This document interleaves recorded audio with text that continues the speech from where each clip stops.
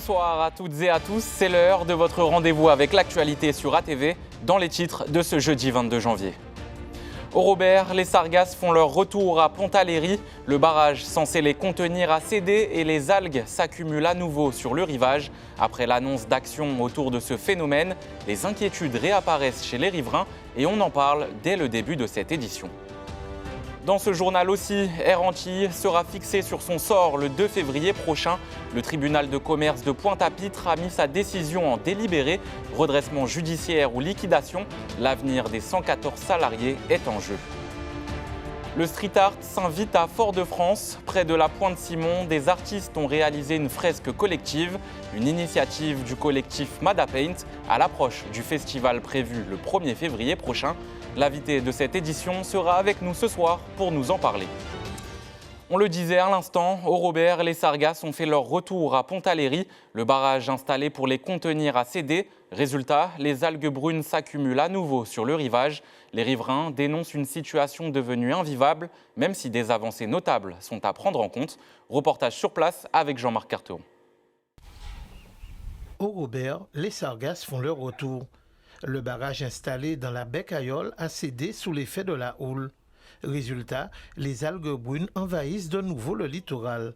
Odeurs, nuisances et baisse d'activité, habitants et professionnels subissent une situation devenue quasi permanente. L'impact est vraiment énorme, quoi. Au niveau du matériel, au niveau de l'être humain également, qui est 24 sur 24 en présence, en contact. Et après, sur la clientèle, on est quand même à 5 mois d'avance, quoi.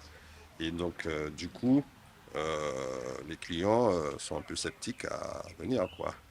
Et ça a une répercussion sur le chiffre d'affaires, sur la vente également, et puis sur le remplissage du lieu, quoi.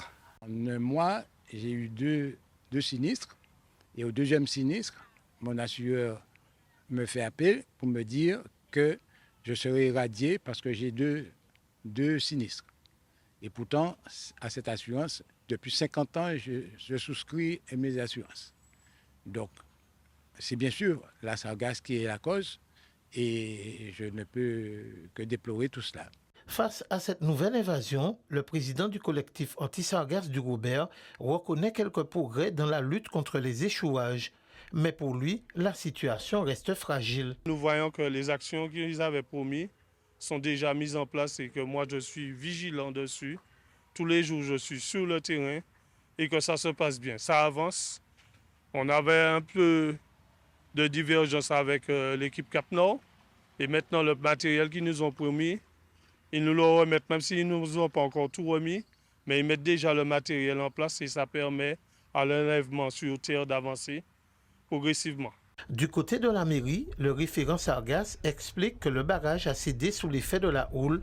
Il assure que des filets renforcés seront installés début février. On est sur la réfection de plusieurs barrages. Donc là, en premier lieu, on a celui de Baie-Cayole qui depuis un moment a besoin d'être remis en place complètement. On y est dessus en ce moment.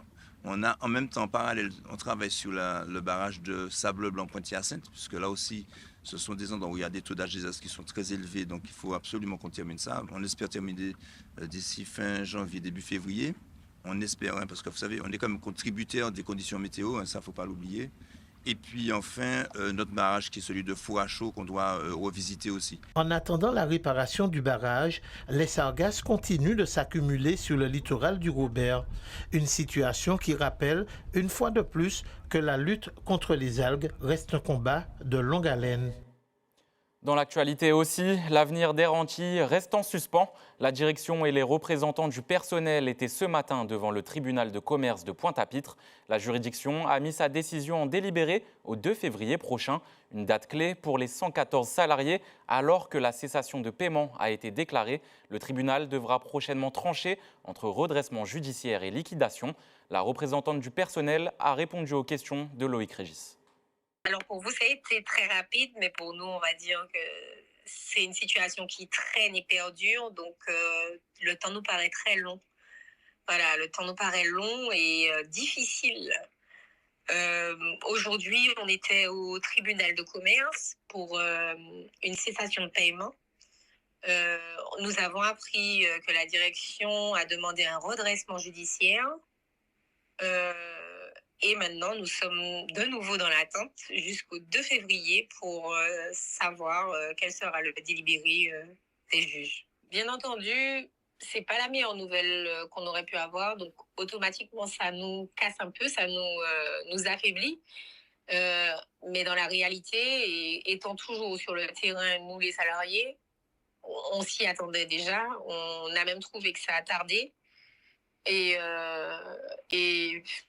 une fois de plus, en fait, on a l'impression que c'est toujours la même chose, en fait. C'est toujours nos employeurs qui jouent avec les employés. Donc, c'est nous qui risquons de perdre nos emplois. C'est nous qui risquons de subir des dommages vis-à-vis de nos salaires. Et d'être dans cette attente aussi nous met dans un mal-être psychologique qui n'est pas évident. Une bonne nouvelle maintenant pour les usagers du transport. La galère pourrait toucher à sa fin. Une assemblée générale s'est tenue aujourd'hui avec les conducteurs des BHNS qui ont fixé une reprise du travail à partir de ce lundi. Les feux semblent avoir été réparés, selon Jean-Pierre Marcelin, délégué syndical CGTM Transport. Depuis hier, le quartier de Terreville à Schellcher est privé d'eau. En cause, un conduit défectueux qui doit être remplacé. Les travaux sont rendus plus complexes par la présence d'une ligne à haute tension à proximité. Un retour à la normale est attendu dès ce soir. Les précisions d'un agent d'exploitation sur place devant la caméra de Dorian Cayuela. Hier en début d'après-midi, on a constaté un défaut d'approvisionnement sur le réservoir de la Croix qui dessert tout le secteur haut de Terreville, je dirais. On a mené les investigations, on s'est rendu compte que c'est le pompage qui fonctionnait très bien, mais par contre le refoulement a cassé. Donc on a fait une première grosse réparation hier et quand on a remis en eau, on a constaté que c'était cassé bien en amont du béton que vous avez dans tête cassé là. Donc là, on a en conjointement avec l'EDF qui a dû couper le secteur puisque comme vous avez observé, on est tout près des câbles. Une fois qu'ils ont fait ça, on s'est mis au boulot pour pouvoir établir dans les plus brefs délais puisque les abonnés sont privés d'eau depuis hier soir. Toute la partie haut de Terreville, je veux dire lotissement Aubéry, sommet de Terreville, le centre commercial de La Fontaine, un peu sur le secteur de Chemin Petit Bois également. Un délai, ce sera assez compliqué. En tout cas, ce qui est sûr, c'est qu'ils auront de l'eau en soirée. En début de soirée, même avant, je pense. À Fort-de-France, le street art s'invite sur les murs. Près de la Pointe-Simon, des artistes se sont réunis pour réaliser une fresque collective, symbole de partage et de création. Une initiative portée par le collectif Mada Paint. Des images fortes et colorées à voir dans ce reportage. Dorian Cayuela.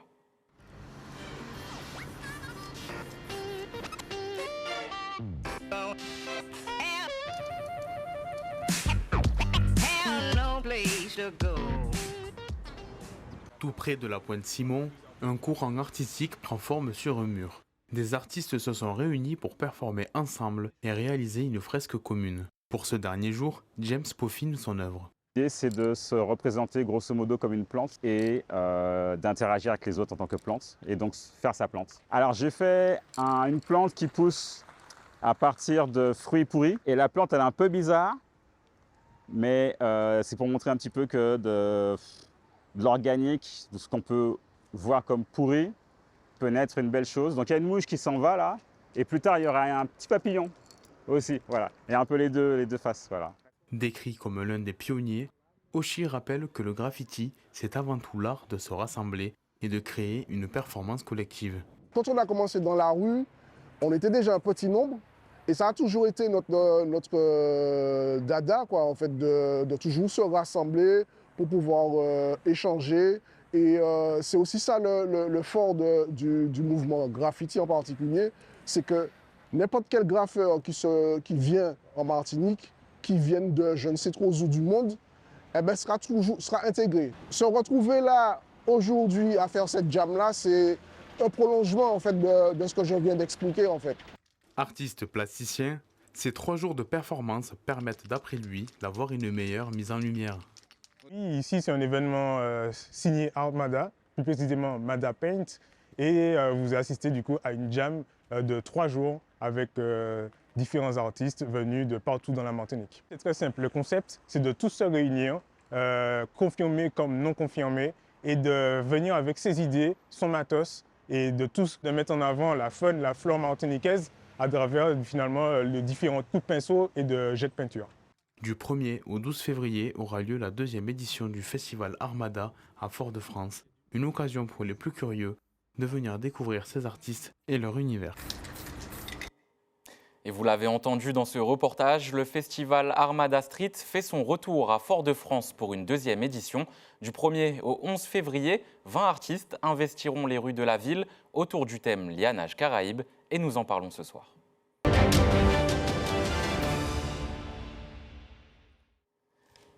Jessie Montlouis Bonner, alias Doudou Style, bonsoir. Bonsoir. On l'a dit, le festival Armada fait son grand retour dans les rues foyalaises. Qu'est-ce qu'on pourra retrouver concrètement? Concrètement, des fresques monumentales, des artistes qui vont animer des murs. On va y retrouver aussi des danseurs, des DJ, des animations. Enfin bref, ça va être fou. C'est un grand festival culturel. Au final. Exactement, exactement. Qu'est-ce que vous voulez transmettre aux habitants justement de Fort-de-France? On a envie de leur procurer des émotions. On a envie qu'ils vivent avec nous notre passion. On a envie de leur raconter des choses, qui se réapproprient aussi leur espace public grâce à ça, et voilà, les rendre heureux, quoi, et donner de la couleur et de la vie, et beaucoup d'échanges aussi. 20 artistes participeront à cette édition. Est-ce que c'est important aujourd'hui pour vous de faire ce travail d'équipe? Complètement. Comme Oshi le disait, c'est vraiment un travail collectif. Et en plus, ça va avec le thème du festival qui est le Lianage Caraïbes. Et on a 8 artistes quand même internationaux qui vont venir de la Caraïbe et aussi de l'Hexagone. Donc on a un artiste haïtien, on a de Glasgow, de Londres, mais qui sont d'origine de la Réunion ou encore de la Jamaïque. On a aussi des artistes guadeloupéens. Donc tout ça, en fait, ça va donner une richesse au festival. Un festival initié par le collectif Mada Paint. Et la ville de Fort-de-France qui nous aide aussi beaucoup à... Et la ville de Fort-de-France. Exactement. Mais plus largement, l'image du street art a changé dans le monde. Complètement. Et en Martinique. Selon vous, qu'est-ce qui a changé? Qu'est-ce qui a changé? Je pense que c'est l'envie qui a changé, les institutions aussi qui se sont ouvertes à ça, la population aussi qui est devenue plus, attirée par le street art, et maintenant ça rentre dans l'habitation chez les gens, quoi. On a des commandes aussi chez des particuliers, on est appelé par des collectivités, et en fait dès que tu vois qu'il y a un mur qui est là, qui est tout gris, nous on est là pour l'animer, on est là pour raconter une histoire, donc forcément je pense qu'on est essentiel pour l'humain, les gens, quoi. Vous êtes aussi derrière la fresque, la grande fresque du Malécon, sur le bord de mer. C'est ça, celle au sol. Combien de temps ça vous a pris? Ça nous a pris un mois. Un mois et demi, plus 2 semaines de préparation. Et pareil, on a voulu raconter l'histoire de la Martinique à travers cette fresque. En fait, dans nos œuvres, souvent, il y a la Martinique. Il y a nos valeurs, il y a nos traditions, il y a notre culture, il y a notre façon de voir la vie. On voit aussi du street art dans les milieux professionnels, même parfois chez nous, chez les gens. Exactement. Qu'est-ce que vous en pensez? Est-ce que vous en êtes fiers aujourd'hui? On en est fiers complètement, et puis on voit qu'on est essentiel quand même pour aider les gens en fait à s'évader de la vie, quoi. Parce que surtout dans le monde dans lequel on vit en ce moment, tout est assez... des fois chaotique, on va dire. Et là, avec de l'art, avec la peinture, avec le street art, tu le rends un peu plus joli, et tu as plus d'espoir et tu peux un peu t'évader, quoi. C'est aussi un moyen de faire passer des messages. Exactement, exactement. Et justement, quel message vous souhaitez faire passer lors de ce festival? Lors de ce festival, on a envie de passer le message qu'ensemble, on est plus fort, ensemble, on peut y arriver, comme le documentaire Au pied du mur nous s'affaille. Et on est là pour faire, on est là pour donner des émotions, des couleurs, et dire que dans l'adversité, on a des talents ici, et on sait faire, et on peut le faire. Vous avez aussi fait un appel à bénévoles sur vos réseaux sociaux. Exactement. Est-ce qu'il manque aussi des gens pour vous aider à mettre en place ce festival, peut-être? Des partenaires Toujours, on est toujours à la recherche de partenaires. On a beaucoup d'institutions qui nous ont suivis sur ce projet, donc on est très contents. On a une bonne équipe, on a un chargé de projet qui se donne à fond aussi pour nous et la ville de Fort-de-France aussi qui est derrière. Donc plus on est, plus on va aller plus loin et plus on pourra faire de grandes choses. On pourra compter sur vous pour une 3e édition Mais l'année prochaine. bien sûr, nous sommes là. C'est sûr. D'ailleurs, on peut même aller dans d'autres communes. On n'est pas fermé à Fort-de-France. Je pense que juste le Fort-de-France, vu que c'est la capitale, c'est là où on va dire tout a commencé et tout commence. Mais c'est que le début en fait. Et si on peut refaire toute la Martinique, c'est parti. Hein. Vous avez déjà peut-être fait des fresques ailleurs qu'à Fort-de-France? Bien sûr, dans toute la Martinique, au Robert, Sainte-Marie, les Trois-Îlets, parce que je viens de là-bas. Il y a plein de places en Martinique, il y a plein de murs, il y a même le sol maintenant. Eh bien, merci. Avec Jessie plaisir. Jean-Louis Bonner d'avoir accepté notre invitation. On le rappelle, le festival du 1er au 11 février. On vous attend. Ça marche, on y sera. Et culture toujours, et ils sont 5 à se préparer et peaufiner les derniers détails de leur spectacle. Moon Bacchanal se présentera au grand public ce samedi à l'Atrium, une représentation mêlant danse, musique et univers carnavalesque, une création signée Gabriel Majou pour la musique et Chantal Loyal pour la chorégraphie. Jean-Marc Carteron a pu assister aux répétitions, regardez.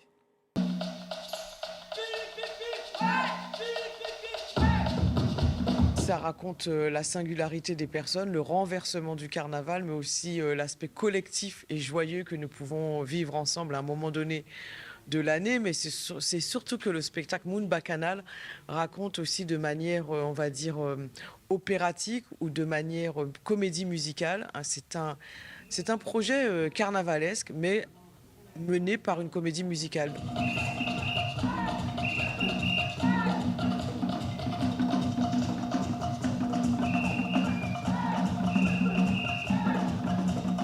Nous avons créé des personnages qui faisaient du sens par rapport à l'histoire de l'esclavage, par rapport à l'histoire de la colonisation et par rapport à l'histoire d'aujourd'hui. Nous allons partir de la musique de nos tambours carnavalais jusqu'à une orchestration musicale avec du violon, du violoncelle, le tambour, les chachas, mais de manière orchestrée puisque cette orchestration a été faite par Gabriel Majou. C'est un projet qui est autour de 4 volets. Un volet rue, un volet bal que nous avons initié pendant les Jeux Olympiques. Et maintenant le volet plateau qui est Moon Bacchanal qui rassemble tout le travail de recherche que nous avons fait entre la rue et le bal et qui fait une synthèse. Le plateau fait la synthèse de ça et nous l'accompagnons aussi d'une conférence dansée que nous venons de jouer au François il y a 2 jours. Voilà, pour que les gens puissent comprendre la démarche artistique du projet et surtout qui nous sommes en tant qu'Antillais, en tant qu'Afro-descendants de la Caraïbe.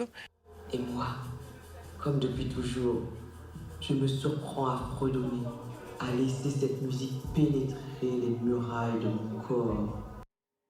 C'est mardi que Rierny Sébastienne a fêté son 100e anniversaire. À cette occasion, une belle fête a été organisée pour la première centenaire de l'année 2026 à la maison de retraite du Marin. Un moment particulier pour cette femme au parcours de vie remarquable, en présence de ses enfants et des résidents de cette EHPAD. Commentaire de Caril Chassol et les images d'Axel Guiteau. C'est en présence de membres de sa famille, des résidents de l'EHPAD du Marin, mais également de personnalités que Rierny Sébastienne a fêté son 100e anniversaire. Un moment émouvant pour cette ancienne cuisinière, mère de 6 enfants. Je travaille chez les Béquets, j'ai élevé mes enfants jusqu'à ce que je suis marié. J'ai élevé les enfants, hein, et même les enfants des autres aussi. Je faisais la couture, je faisais la cuisine, hein, je faisais comme je pouvais. Pour les membres de la famille, ce moment festif est l'occasion d'un regard dans le rétroviseur de sa vie et il est empreint de fierté et d'émotion. Beaucoup d'émotions aujourd'hui avec toute la famille, les préparatifs de la voir effectivement aussi heureuse. Franchement, c'est beaucoup d'émotions, le corps et on est rempli de joie de voir qu'elle a traversé les années pour nous permettre effectivement d'être aujourd'hui des femmes et des hommes debout et dignes. À l'EHPAD du Marais, les centenaires sont nombreux. Plusieurs ont en effet été mis à l'honneur l'an dernier, dont une pensionnaire de 107 ans. À travers ces moments, il s'agit aussi et surtout de créer du lien social, mais également entre les résidents. Les résidents ont un choix libre de pouvoir vaquer à leurs occupations propres. Et puis, nous avons un planning, un panel d'activités où ils ont le choix aussi de pouvoir venir ou ne pas venir en fonction de leurs envies et de ce qu'ils ont envie de faire et de découvrir. Mais le but recherché au sein de l'EHPAD, c'est vraiment de maintenir ce lien social et de créer du lien entre les résidents. Entre discours, danse.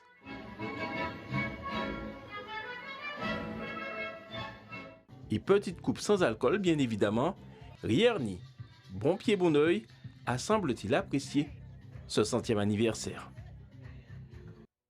Comme chaque soir, on regarde ensemble le calendrier de l'EFS. Demain, vous pourrez donner votre sang à Shelcher sur l'esplanade des Arawaks de 8h à 13h30 ou à la Maison du Don de Dillon, immeuble Le Fils, de 10h30 à 17h. Pour finir, un rappel des principaux titres de ce soir. Au Robert, le barrage destiné à contenir les sargasses a cédé à Pontaléry. Les algues s'accumulent à nouveau sur le rivage, compliquant la vie des riverains. À la une aussi, la marine française a intercepté un pétrolier suspecté d'appartenir à la flotte fantôme russe. Cette opération vise à empêcher la vente illégale de pétrole qui financerait partiellement la guerre en Ukraine. C'est la fin de cette édition. Merci à vous de nous avoir suivis. Toute l'actualité est à retrouver sur nos réseaux sociaux et notre chaîne YouTube ATV97. Quant à moi, je vous retrouve demain, même heure. Passez une très belle soirée sur ATV.